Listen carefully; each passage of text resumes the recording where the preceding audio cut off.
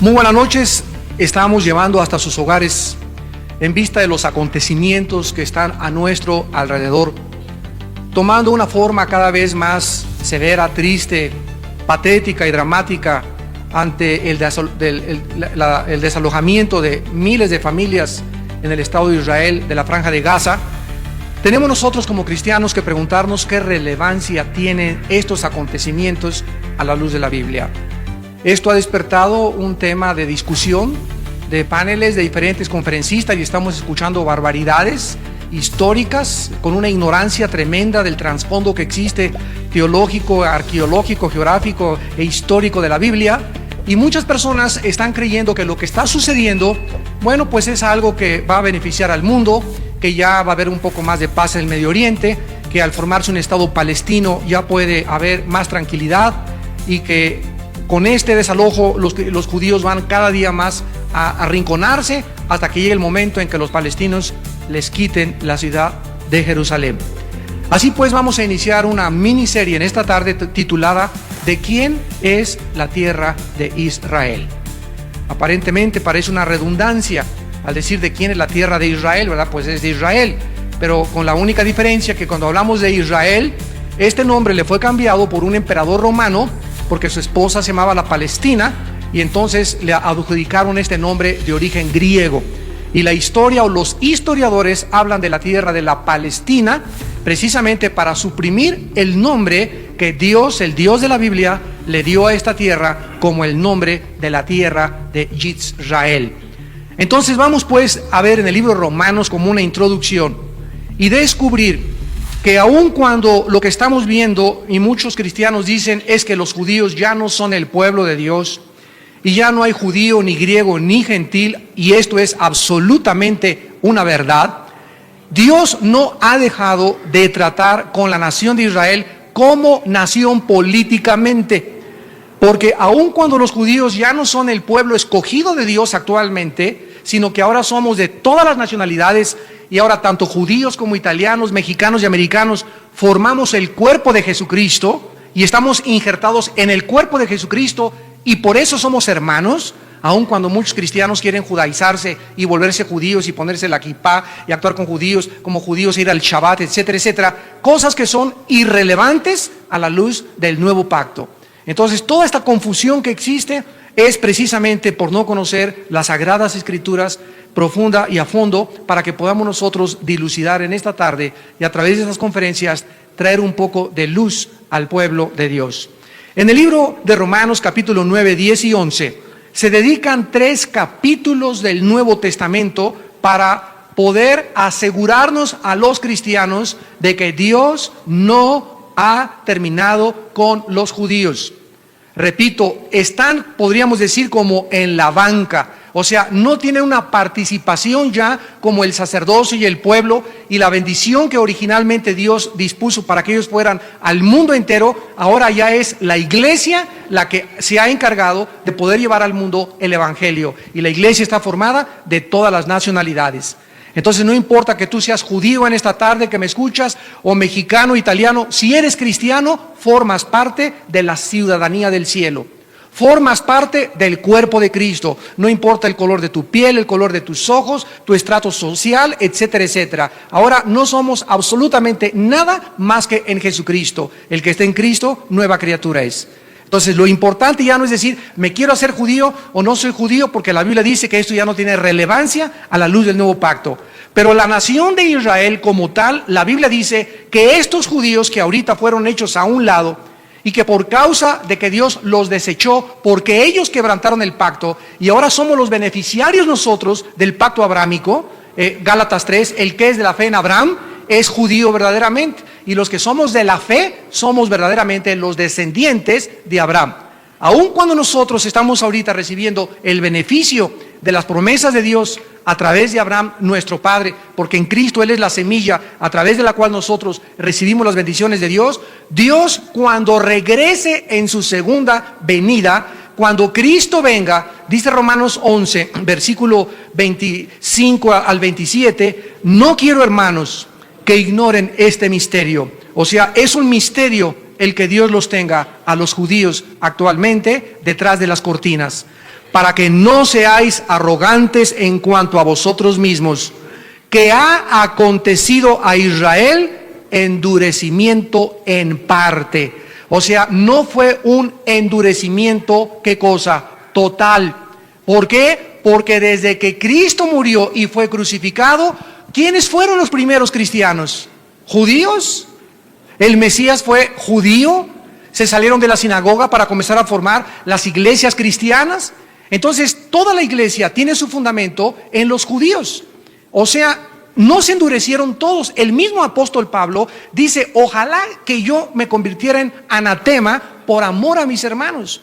Y durante los primeros 100 años, el primer siglo de la iglesia cristiana, la iglesia estaba formada en su mayoría por judíos. Y comenzaron posteriormente, como vimos ya, o lo vamos a ver en Hechos 15, a debatir si los gentiles podían tener también las bendiciones que tienen los judíos, y para eso fue escrito el libro de los Hechos.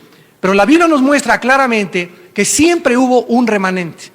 Siempre ha habido a través de los siglos judíos étnicamente hablando que creyeron en Yeshua HaMashiach, en Jesús el Mesías. Entonces este endurecimiento de la nación de Israel es parcial.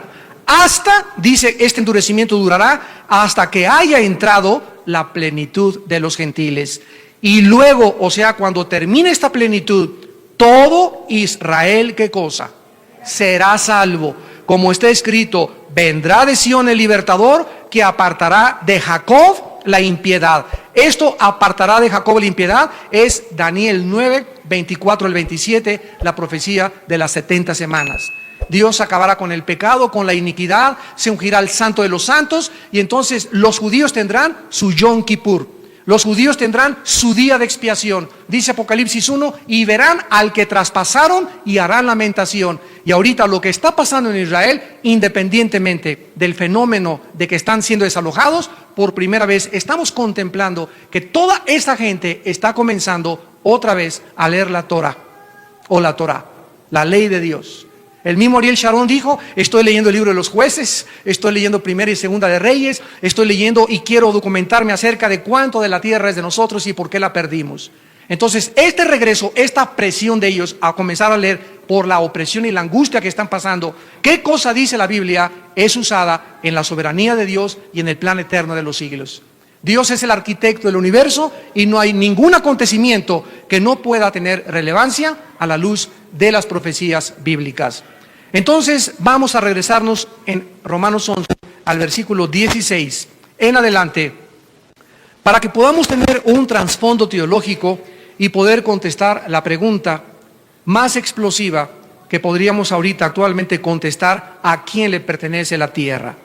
Dice el versículo 16 de Romanos 11, si las primicias son santas. La palabra primicias, aparche en el griego, significa los primeros frutos. ¿Quiénes fueron los primeros frutos de la iglesia? Los judíos. Si las primicias son santas, también lo es la masa restante. Y si la raíz es santa, también lo son las ramas. Pues si algunas de las ramas, algunas, observen, no todas, algunas fueron desgajadas, y tú, siendo olivo silvestre, o sea, a nosotros, a la iglesia, se nos llama en la Biblia el olivo silvestre. El olivo natural es Israel. Nosotros somos llamados el olivo silvestre. O sea, Dios, como un olivo, como una planta, cultivó a la nación de Israel, le puso una viña, como dice Isaías 5, la sembró alrededor, le preparó la tierra, y cuando regresó no dio fruto. Entonces nosotros ahora hemos sido injertados. Vamos a pedir silencio con los niños, por favor. Nosotros ahora hemos sido injertados en este olivo, pero no somos el olivo natural, somos el olivo silvestre. Y dice la Biblia, si tú, siendo olivo silvestre, has sido injertado en el lugar de ellas y has sido hecho participante de la raíz y de la rica savia del olivo, o sea, todo lo que fluye por el olivo y la savia, ¿qué cosa es? La vida del Mesías. Y al ser injertados nosotros en el olivo, estamos participando de la savia, de las bendiciones del patriarca Abraham, Isaac y Jacob. Todas estas bendiciones, nosotros las estamos, por estar injertados ahí, estamos participando de esta bendición profundísima y privilegiada por pertenecer ahora en el olivo, que era Israel.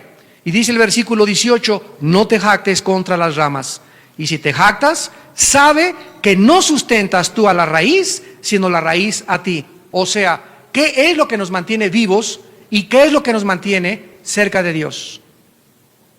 Cristo lo explicó en Juan 15. Yo soy la vid verdadera, ustedes son los pámpanos, las ramas.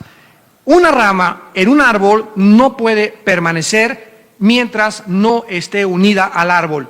¿Por qué? Porque la rama no produce la savia, sino que la savia la produce la raíz y es como una sangre del árbol que sube por el tronco y que se desparrama por las ramas, y mientras la rama esté injertada al árbol, ¿qué cosa es el fruto? Es la acumulación de la savia que tiene su origen en la raíz.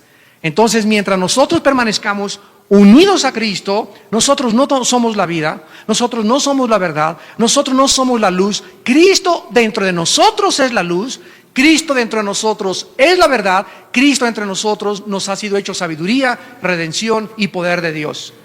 Cristo fuera de nosotros nos quedamos absolutamente vacíos, porque dentro de nosotros no hay más que un corazón perverso y engañoso.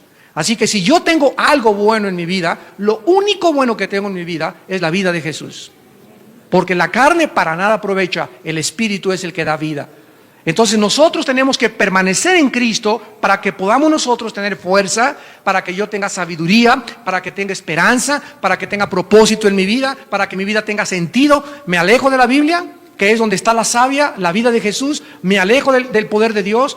Ya no leo la Biblia, ya no oro, ya ando con amigos que no son cristianos, amigas que no son cristianas, e inmediatamente notamos que nos comenzamos a marchitar. Sentimos que nos estamos secando, ya no tenemos ganas para esto, ya no tenemos el ánimo para el Señor, estamos perdiendo la santidad. Y esta santidad que no es de nosotros, no es inherente en nosotros, porque le pertenece a Jesucristo, no podemos nosotros tener comunión con Dios si no vivimos en santidad. Así que dice claramente la Biblia, las ramas de Irás fueron desgajadas para que yo fuera injertado. O sea, se nos alerta, se nos advierte, hermanos, que nosotros no miremos de arriba abajo a los judíos.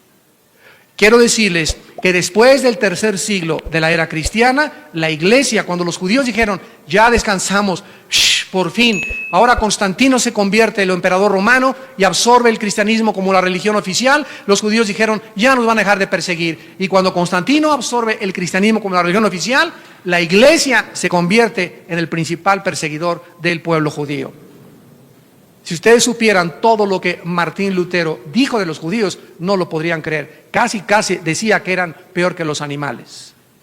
Entonces nos damos cuenta que el antisemitismo también se infiltró dentro de la iglesia cristiana. Y ahora en los últimos siglos Dios está levantando a su pueblo y nos está orientando para que nos demos cuenta que no seamos orgullosos. Y que con el pretexto que muchos dijeron, es que los judíos crucificaron a Cristo, ahora lo entendemos. No fueron los judíos ni los romanos, fuiste tú y fui yo. Fue el pecado lo que colgó a Cristo en una cruz. Los instrumentos fueron los judíos y los romanos, pero ellos no pueden llevar toda la culpa, porque la culpa fue el pecado de la raza humana, porque Él se hizo pecado por todos los seres humanos que creamos que Él murió en la cruz por nosotros. Así que es importante que quitemos todos estos escombros y todas estas falsas ideas y pensamientos que a través de la historia han equivocado el plan de Dios y pervertido el plan de Dios. Y dice el versículo 20, por su incredulidad fueron desgajadas. No dice por sus borracheras, no dice porque fueron borrachos, parranderos y jugadores, porque traficaban con marihuana, porque robaron, porque eran adúlteros, sino que el pecado más grande de acuerdo a Dios lo dice Primera de Juan capítulo 5. Y este es el testimonio que Dios nos ha dado vida eterna. El que no cree que Dios nos ha dado vida eterna, hace al Padre mentiroso. Y esto es lo que se llama la blasfemia contra el Espíritu Santo. No creerle a Dios lo que Él ha dicho y hablado acerca de su Hijo Jesucristo. Así pues, la incredulidad es rechazar y decir, Dios no ha intervenido en el espacio y en el tiempo, Dios no ha pisado el escenario mundial, Dios no ha hablado, yo tengo mi propio Dios, voy a crear mi propio Dios y voy a acabar creyendo cualquier cosa. Esta es lo que se llama el juicio, que la luz vino al mundo y los hombres rechazaron la luz. Y este pecado no tiene perdón. ¿Por qué? Porque es el rechazo de la luz y de la fe en Jesucristo.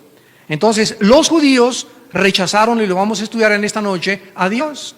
Y se volvieron a el dios Baal y a la diosa Astoret o Astarot, que se puede usar de las dos formas. El dios Baal era el dios de, significa Baal, apúntalo, significa señor. Baal significa esposo, significa dueño y significa poseedor. Baal. Y Astoret o Astarot era la reina y la diosa de la sexualidad.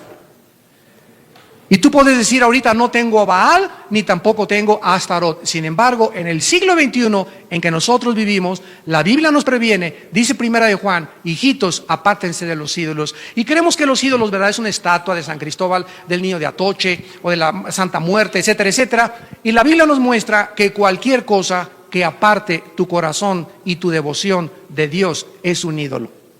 Cualquier cosa que tú ames más que a Dios es un ídolo.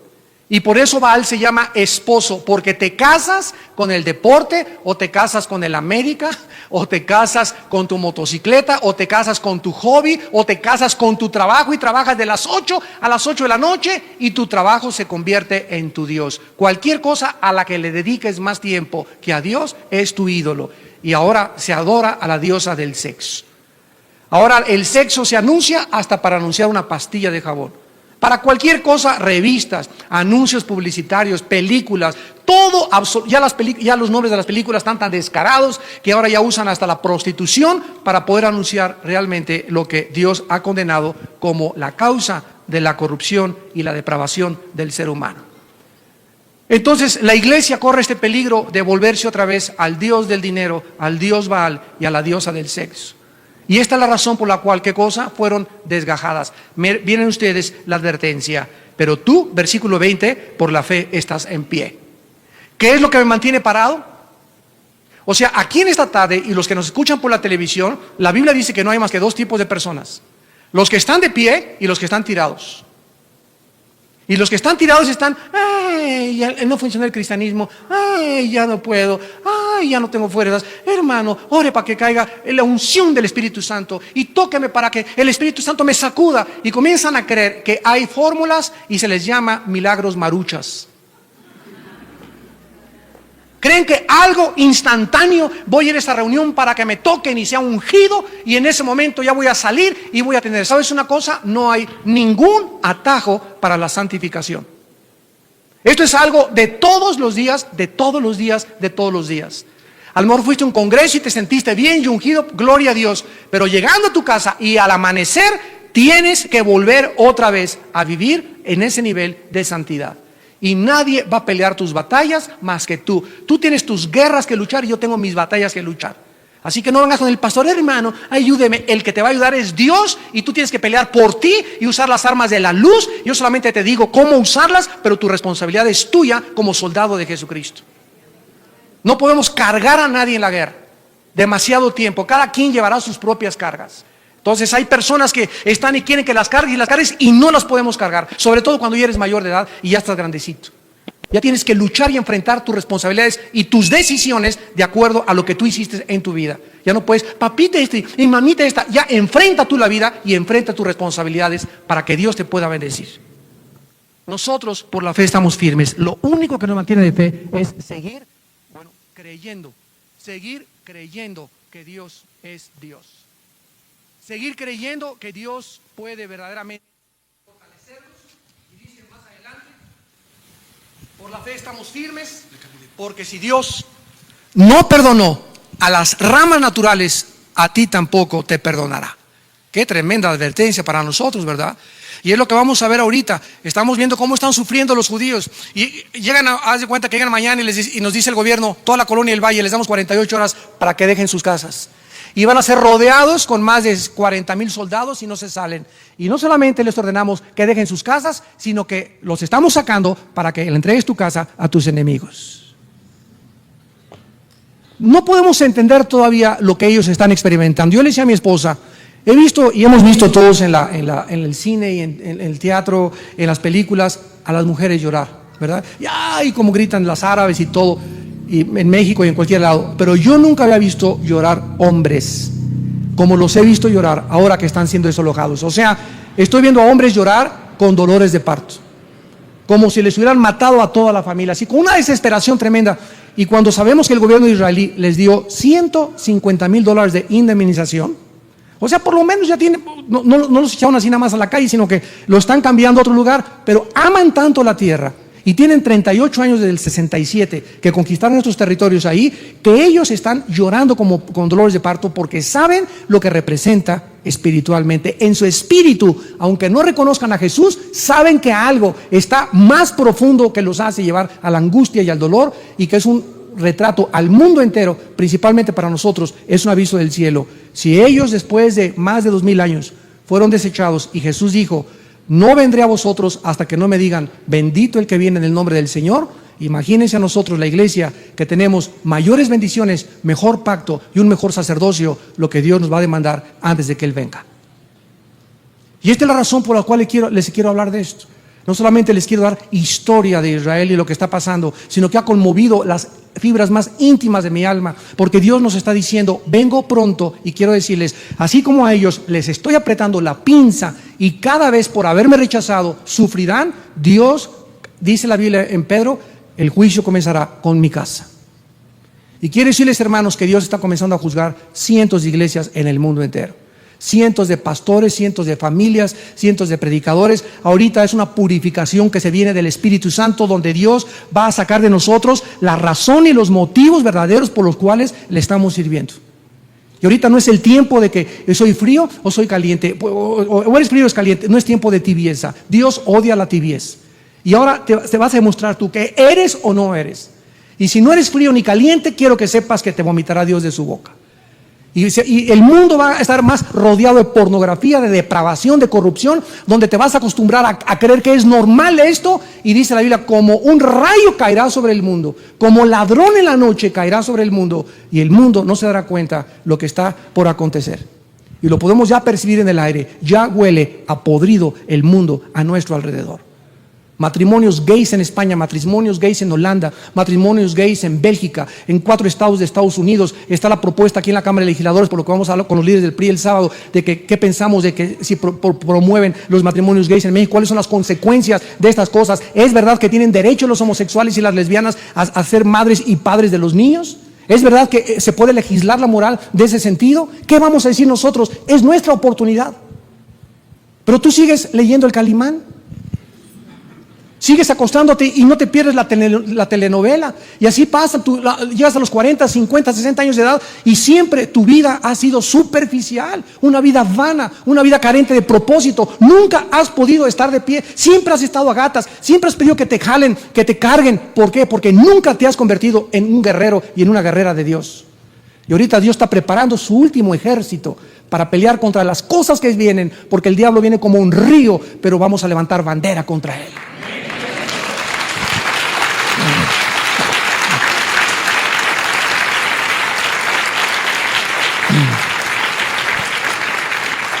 Actualmente estamos contemplando la forma como más de 1,700 familias están siendo desalojadas de sus viviendas en la Franja de Gaza, en un territorio que desde la Guerra de los 6 días, en junio del 67, Moshe Dayan, que encabezaba en aquel tiempo la defensa, porque desde que llegaron los judíos el 14 de mayo de 1948 a la tierra de Israel, nunca han sido ellos los agresores.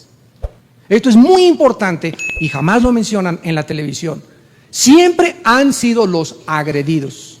Al otro día, el 15 de mayo del 48, se levantaron 4 naciones árabes y los atacaron y fracasaron. Cuando los judíos llegaron en 1948 a la tierra de Israel, de todo el mundo, después de que la Liga de las Naciones vio lo que Hitler había hecho y de qué forma era un pueblo que no tenía identidad, que no tenía una tierra, que no podía apelar a una corte de justicia internacional en La Haya, porque no tenían un lugar donde decir, bueno, ¿de qué nacionalidad somos? Votaron 33 contra 13 en contra a que regresaran a su tierra y se estableció y se cumplió la Biblia, Isaías 66, Mateo 24, cientos de profecías del regreso de los judíos a su tierra.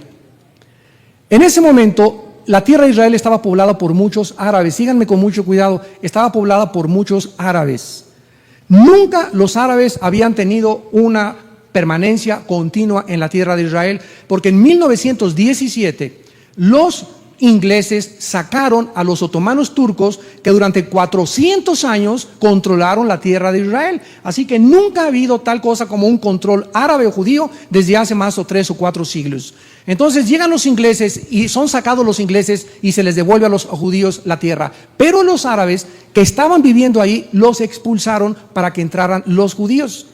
Entonces cuando los árabes se dieron cuenta que fallaron militarmente y que después del 48, en el 50, 53, guerra tras guerra contra ellos, les lanzaron la guerra de los 6 días, donde ante los ojos estupefactos del mundo, Israel vence a 5 naciones árabes, cuando eran casi quintuplicados, casi eran 100 árabes por un judío. Y tomando sus aviones F-16, los pilotos judíos arrasaron con todos los aeropuertos egipcios, con los de Jordania, con los de Siria, y hicieron algo que el mundo todavía en los libros de la milicia dicen que es un milagro, la guerra de los 6 días. Porque la ley de las probabilidades no tenían más que una probabilidad en contra de 10 a la 10ª potencia de salir vivos, que significa casi una imposibilidad. Entonces estos árabes que fueron expulsados comenzaron a pedir ayuda a sus hermanos árabes para que les dieran asilo. Y los árabes hicieron esto: no les vamos a permitir a estos árabes expulsados, sino que les vamos a decir que se conviertan en mártires. Y se levanta en 1962 un hombre llamado Yasser Arafat, que comienza a organizar a estos árabes y les cambia el nombre de árabes y les pone palestinos. O sea, los palestinos no son los palestinos más que los filisteos que emigraron de Creta antes de que viniera Jesucristo. Entonces, estos palestinos con otro nombre se convierten en víctimas a la luz del mundo, diciéndole al mundo: nos expulsaron, nos sacaron, pero nunca nadie le dijo a Jordania: oye, ¿por qué tú, que es tu hermano, no le das asilo? ¿Por qué no los permiten migrar a Siria o a Líbano o a Egipto o a Saudi Arabia, que son multimillonarios? Sin embargo, se juntaron los árabes y dijeron: no, vamos a poner presión sobre los judíos y que sean los judíos los que les den casa. Y no quisieron hacer esto. Entonces comenzó lo que se conoce como la intifada y la persecución en contra de los judíos y los ataques terroristas, donde los judíos dijeron: no nos sacan. ¿Por qué? Porque nosotros ganamos la tierra. La declaración Balfour que hizo Inglaterra para decir que podíamos regresar, y en el Tratado de Versalles acordó que nosotros podíamos permanecer en la tierra de Israel. Además, las Naciones Unidas se las otorgaron en 1948. O sea, que política, diplomática y legalmente les pertenecía la tierra. Pero los árabes, vuelvo a repetir, ha sido un odio jarocho, como decimos en México, en contra de ellos, para que ellos no permanezcan. Y la consigna de Yasser Arafat en la Organización para la Liberación de la Palestina, en su declaración y en sus estatutos, dice así: nuestra misión es acabar y exterminar a la nación de Israel. Todo este conflicto que es y tiene sus repercusiones espirituales, tenemos nosotros que remontarnos a la raíz.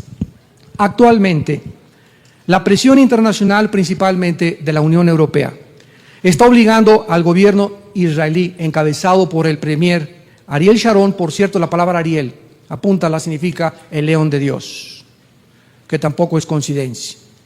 Ariel Sharon a entregar más y más tierras a los palestinos para que ellos puedan conformar un estado dentro de la tierra de Israel. La negación de Sharon ante la Unión Europea, o sea, si Sharon hubiera dicho: no entregamos la Franja de Gaza, hubiera inmediatamente creado una guerra total, donde las naciones árabes se vendrían contra los judíos. Y en este momento, cuando el único país en el mundo que ha defendido desde el 48 a los judíos ha sido los Estados Unidos de Norteamérica, cuando vimos el ataque el 11 de septiembre a las torres, el ataque no fue a las torres, el ataque fue indirectamente a Israel. Atacaron las torres y atacaron a Estados Unidos porque Estados Unidos defiende a Israel, y si pueden minar el apoyo americano a los judíos, se quedan solo los judíos en el mundo. Y entonces se cumplen ya las profecías de Joel capítulo 3, Ezequiel capítulo 38 y 39, Zacarías 12, Zacarías capítulo 14, Isaías 65, etcétera, etcétera. Todos los profetas hablan de que se vendrán todas las naciones contra Israel. Y será Israel como una piedra pesada en la que Dios usará para que se encienda en Israel la mecha de la tercera guerra mundial, que se conoce con el nombre de la batalla del Armagedón. Entonces vemos nosotros que tenemos que contestar estas preguntas. En primer lugar, ¿es realmente verdad que si se les entrega más tierras a los palestinos, van a cesar ya las guerras? Número 2, ¿es verdad que la negociación que se inició hace años en Oslo y después se pasó a Madrid y después se celebró con un abrazo entre el extinto Yitzhak Rabin y Arafat en medio del presidente Clinton, es verdad que si los judíos dan tierra a cambio de paz, los van a dejar de molestar? ¿Por qué los palestinos no solamente acaban de declarar ayer Abu Hamas, el presidente que se quedó en lugar de Yasser Arafat, acaba de decir, es que no nos vamos a conformar con la franja de Gaza, queremos ahora Cisjordania y la ciudad de Jerusalén? ¿Quién tiene la razón? ¿A quién verdaderamente le pertenecen estas tierras? ¿Cesarán estas guerras y estos ataques terroristas contra Israel si los judíos siguen accediendo y siguen entregando más y más tierras hasta verse literalmente rodeados de sus enemigos? ¿Podrá acabar esto la hostilidad? Vean ustedes los comentaristas en la televisión las barbaridades que dicen.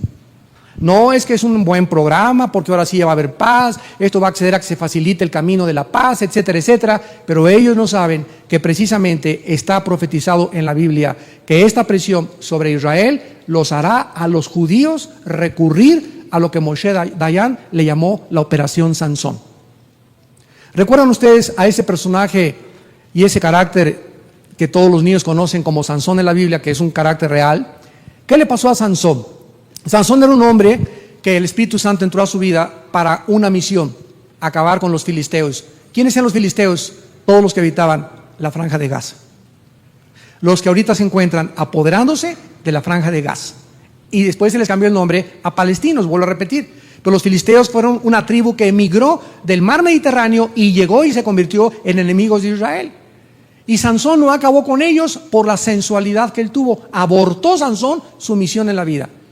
Y al final de su vida, cuando le sacaron los ojos y el Espíritu Santo lo abandonó y ya se dio cuenta que no él era fuerte sin Dios, porque nuestra fuerza es en Él y que lo que le daba la fuerza era el Espíritu Santo y no sus músculos, Sansón antes de morir le dijo a Dios, concédeme que en este momento yo pueda derrotar a tus enemigos. Y Dios en su misericordia vuelve a llenar a Sansón con su Espíritu Santo y Sansón pone una mano en una columna y en otra columna que sostenía a todo el templo de Dagón y de los filisteos y derrumba el templo y muere Sansón junto con sus enemigos. Así acaba el libro de los jueces en la historia de Sansón. Y la operación Sansón es la siguiente de los militares judíos: si nos atacan con armas nucleares, vamos nosotros a morir con ellos. Esta es la determinación a la que llegó Moshe Dayan desde el 1967, cuando conquistaron la parte oriental de Israel. Y la Biblia nos dice que antes de que los judíos usen las armas nucleares, Cristo regresa al mundo.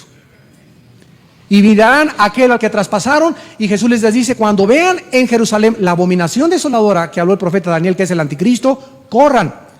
Y ojalá que no sea en invierno vuestra huida, ni en día de reposo, ni que estés embarazada. Porque en ese tiempo, ¿verdad?, los alcanzarán los ejércitos del anticristo, morirán y no podrán escapar. Y entonces viene la persecución final y más cruel y sangrienta de la historia contra el pueblo de Dios de manos de un hombre llamado el anticristo en la Biblia. Así que esto no es nada con los sufrimientos que les esperan en el futuro. Vamos a comenzar a ver en el libro del Génesis capítulo 12. En primer lugar, los pactos que Dios hizo con la nación de Israel. Y antes de entrar en detalles, es importante aclarar lo siguiente. Hay muchas personas que dicen, ¿y por qué Dios escogió a los judíos y no a los árabes? Bueno, pues aquí en México también, ¿y por qué no a los tlaxcaltecas? Y los italianos pueden decir lo mismo, ¿y por qué no a nosotros? Y los rusos, ¿y por qué no a nosotros? Y los alemanes, ¿y por qué no a nosotros? ¿Habrá sido porque los judíos eran algo especial? ¿O porque tal vez eran más santos que las demás naciones? Cuando ni siquiera había naciones formadas. ¿O era porque eran más inteligentes? De ninguna de estas cosas se basó la decisión de Dios. En Deuteronomio 7 les dice, no por ser ustedes mejor que los demás, sino porque los amé por gracia. ¿Nunca te has preguntado, por qué yo soy cristiano y mi hermana no? ¿Y por qué si yo anduve con amigos, verdad, borrachos, paranderos, jugadores, muchos están ya, se quedaron locos, otros están en el manicure, en el psiquiátrico, otros están en la cárcel, y yo soy cristiano y ahora tengo una nueva vida y tengo una esposa y voy a formar y tengo esperanza para vivir y tengo tantos amigos míos del mundo con los que yo vivía que siguen igual? ¿Nunca te has preguntado por qué tú y por qué yo y por qué no los demás? Y cuando yo me pregunto eso, ¿había algo en mí para que Dios me haya escogido a mí o a ti? Nada, absolutamente. En mi caso personal, yo estaba en el lodo cuando Dios me levantó, en el lodo totalmente. Yo no daba un peso por mi vida, ya yo creí que ya no tenía ningún futuro, ni mucho menos. Y de ahí me levantó Dios y comenzó a formar y a desarrollar en mí el carácter de Jesús y lo sigue desarrollando. Y por eso vivimos tan humillados, porque no hay nada en nosotros en lo cual se haya fijado Dios. Todo es por gracia. Es una palabra que el mundo no conoce, que significa favor que no merecemos. Y eso nos hace vivir humillados, porque cuando llegue al cielo, lo primero que le voy a preguntar a Dios es ¿por qué? Y tal vez allá Él nos los conteste.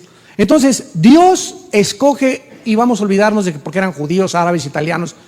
La cuestión es que Dios escoge a un grupo, síganme con cuidado, étnico, en una región geográfica que es la más pequeña del mundo. Si ven a Israel, compara a Israel con el territorio que tienen los árabes. Compáralo nada más, para que te des cuenta que es un puntito en contra todo aquello que tiene. Y es el único lugar donde no hay petróleo o no han encontrado petróleo, y todas las demás naciones multimillonarias alrededor de ellos. Dios escoge a este grupo de personas para que a través de ellos pudiera venir el Mesías. Y demostrar en la Biblia las líneas genealógicas. Abraham, padre de Isaac, Isaac, padre de Jacob, padre de fulano, y decimos, ¿y para qué tanto padre, hijo de tal, hijo de tal, hijo de tal? Llegamos a Lucas, y hijo de tal, María, hijo de tal, y tal, Mateo, hijo de tal, porque es el único personaje en la historia de Jesucristo de quien se puede trazar su genealogía desde los tiempos de Adán. Pero si no hubiera habido un grupo étnico a través del cual corriera todo este hilo, a través de los judíos, y pudiéramos ver que desde Noé, Abraham, Salomón, David, corre todo por todos lados y se cumple en el Mesías no hubiera tenido las credenciales de decir, soy descendiente del rey David y del pacto de David con Salomón. Entonces es increíble que yo pueda buscar en mi árbol genealógico, vamos a España o Italia, donde tenemos casi todos los mexicanos nuestra ascendencia, a ver de dónde desciendo yo, y voy a averiguar quién fue mi tatarabuela. Y llegamos hasta la quinta, sexta generación, pero de Cristo es el único ser humano que podemos trazar en la Biblia su generación desde los tiempos de Adán. En segundo lugar, Dios escoge a los judíos para que a través de ellos tuviéramos este libro que tengo en mis manos y que se llama la Biblia. Dios tenía a través de los profetas hebreos que transmitirles sus conocimientos para que ellos bendijeran al mundo. Dios escoge a los judíos en tercer lugar para que a través de Dios, bendiciéndolos a ellos se bendijeran al mundo con una vida justa y santa y pía. Y sin embargo vemos que fracasaron literalmente. ¿Por qué me escogió Dios para ser cristiano? ¿Y por qué te escogió Dios para ser cristiano? Para que, cara Dios, ya nos vamos al cielo, gloria a Dios, aleluya, al cielo, la sangre de Cristo me va al cielo. Dios no me salvó solamente para creer que ya me voy al cielo, Dios me salvó para que yo bendiga a mi familia,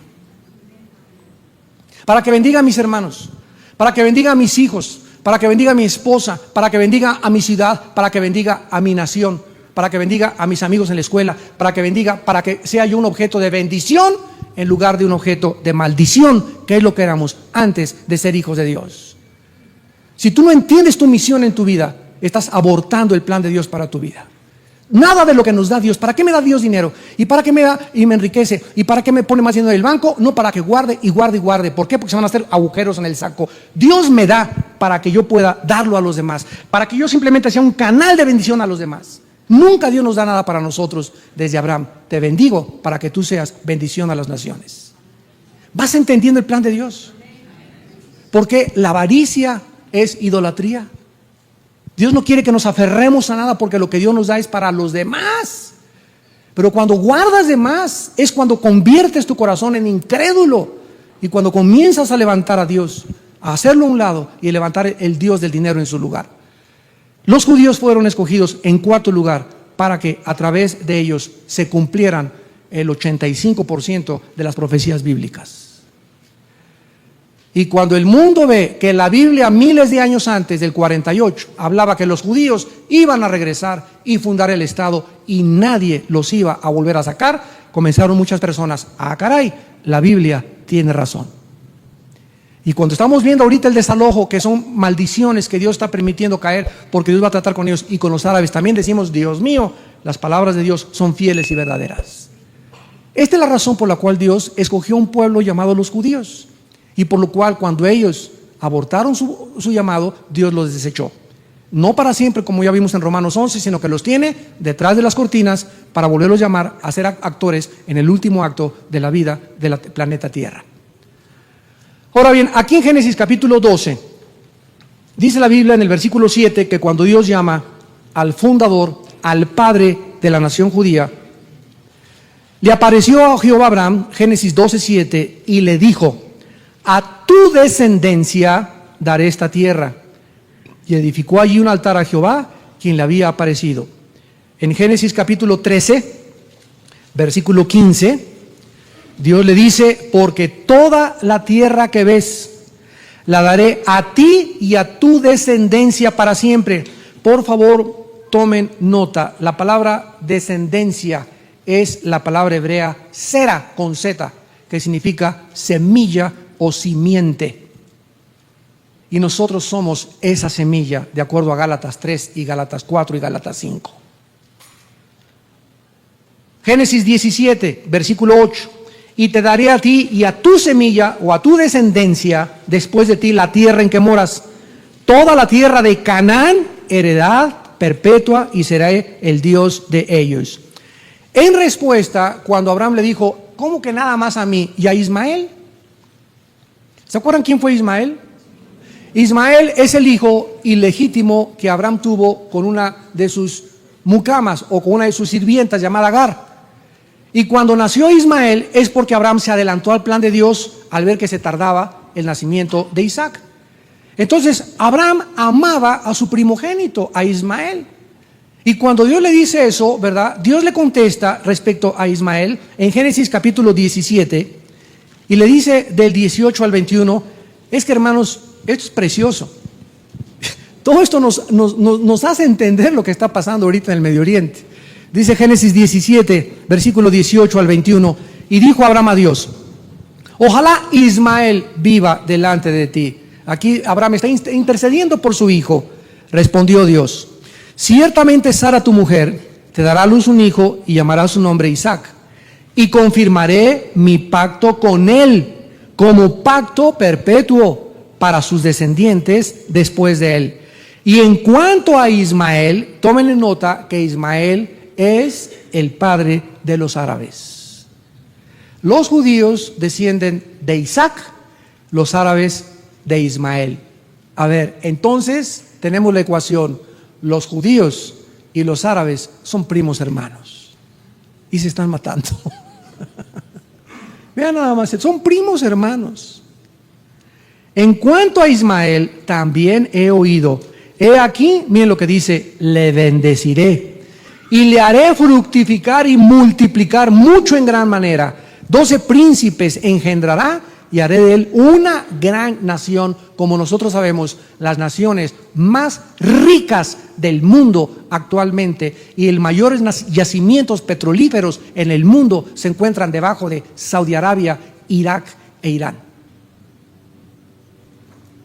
Así que las naciones más ricas del mundo son las naciones árabes. Aquí está en la palabra: haré una gran nación, mas yo estableceré mi pacto con Isaac, el que Sara te dará luz por el tiempo en el año en que viene. Vemos pues nosotros, ¿verdad?, que en respuesta a la petición, Dios le dice que su pacto no es negociable.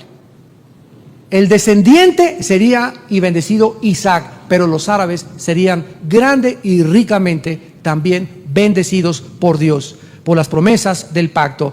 Y para enfatizar esta promesa, en Génesis 26, cuando nace Isaac, estaba platicando con Jacob y se encuentra Dios con Isaac y Jacob para confirmarles lo que se conoce como el pacto abrámico. Dice Génesis 26, versículos del 1 al 3. Hubo grande hambre en la tierra además de la primera hambre que hubo en los días de Abraham.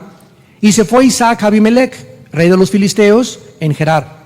Y se le apareció Jehová y le dijo: no desciendas a Egipto. Habita en la tierra que yo te diré, habita como forastero en esta tierra y estaré contigo. Y te bendeciré, porque a ti, ¿a quién le está hablando? A Isaac. A ti y a tu descendencia daré todas estas tierras. Confirmaré el juramento que hice a Abraham tu padre. Vemos pues nosotros otra vez en Génesis 28, versículo 10, que entonces salió Jacob de Beerseba y se fue a Harán, y en el versículo 13 Dios le dice a Jacob: Jehová estaba en lo alto de ella y le dijo: yo soy Jehová, el Dios de Abraham tu padre y el Dios de Isaac. La tierra en que estás acostado te la daré a ti y a tu descendencia. Claramente Dios le confirma y le promete la tierra. ¿A quiénes? A los judíos. En las próximas clases vamos a ver las proposiciones básicas tanto de los judíos como de los árabes, para que ellos tengan una base de por qué reclaman la tierra a los dos. Quiero decirles que los árabes también tienen sus bases, y la más grande base, la vamos a ver en las próximas clases, la más grande proposición de los árabes para reclamar la tierra como suya es que ellos saben y dicen: los judíos quebrantaron el pacto de Dios. Y lo vamos a ver que esto es lo que está pasando. Y cuando los judíos quebrantaron el pacto de Dios, perdieron el derecho a vivir en Israel. Y el hecho que hayan regresado en el 48 no es más que una obra de la misericordia de Dios. Pero desde que regresaron no han podido vivir en paz.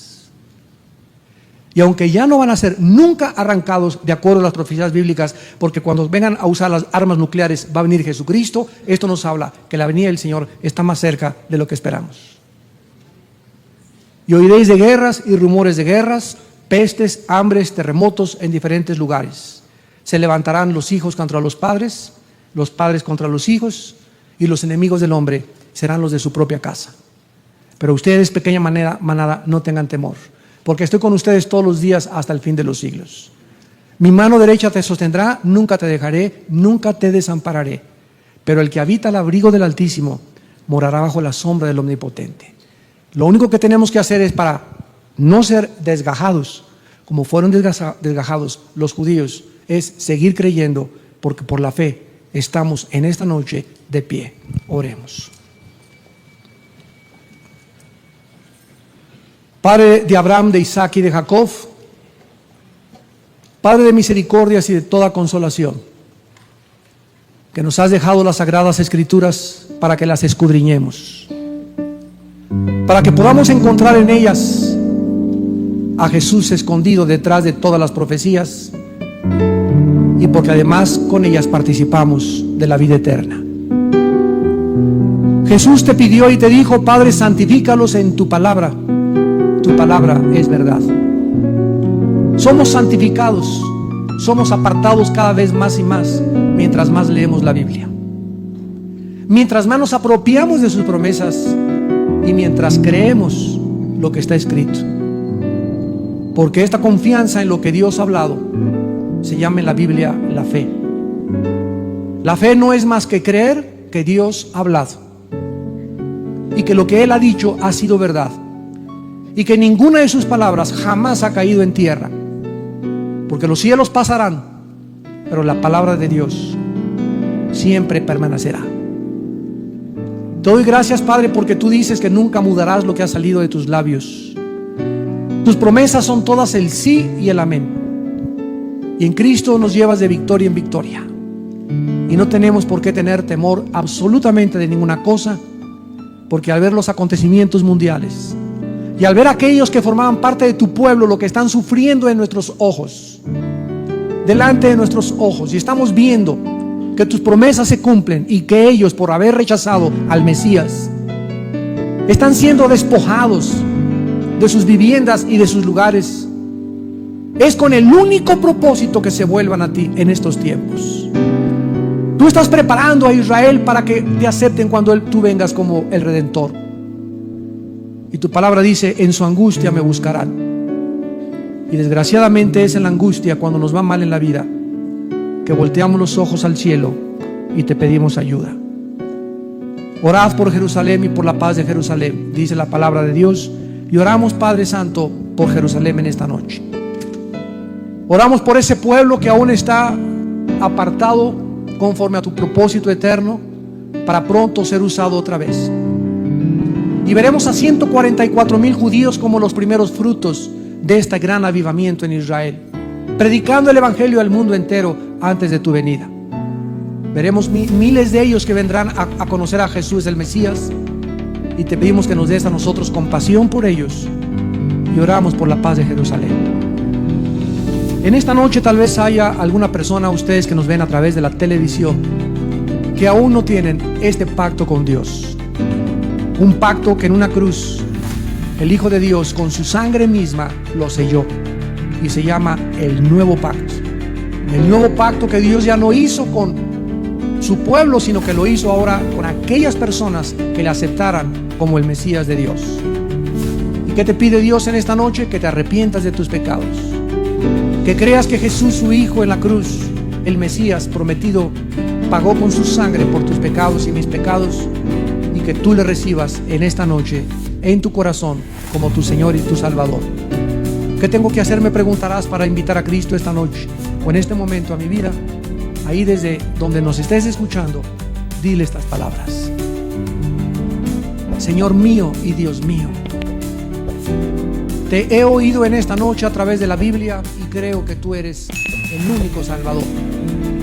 Creo que tu Hijo Jesucristo resucitó de los muertos a los 3 días, y creo que Él con su sangre pagó por mis pecados. Te pido, Hijo de Dios Altísimo, que entres a mi corazón en este instante como mi Dios y mi Salvador.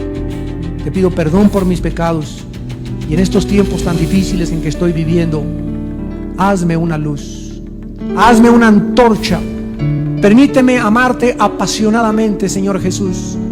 Quiero enamorarme de ti y dedicar los pocos años o meses que me quedan de vida para conocerte y servirte y adorarte. Porque te lo pido y te doy las gracias en el nombre de Jesús. Amén.